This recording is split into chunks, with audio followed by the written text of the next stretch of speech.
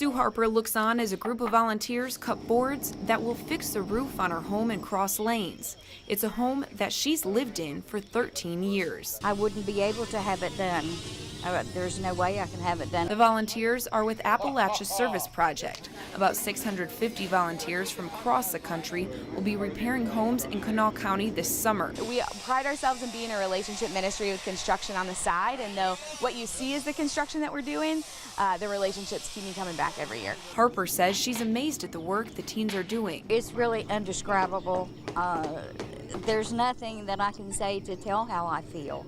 I just feel so blessed that they have come here, and refreshing to see a group of young men like this that is willing to do all this in their summertime. For some of the teens working on Harper's home, it's their first year volunteering with the nonprofit organization. Honestly, it feels amazing. She's been so nice. She's brought us sweet tea almost every single day, and just knowing that you're making a difference it's very fulfilling. Other volunteers keep coming back year after year. Just looking at the homeowners' faces and seeing how grateful they are, that really makes a difference, and it's something that'll stick with us for a lifetime. This is the 50th summer of service for ASP. Projects span 26 counties in 5 states, and more than 1,500 volunteers will be put to work to fix homes like Sue Harper's.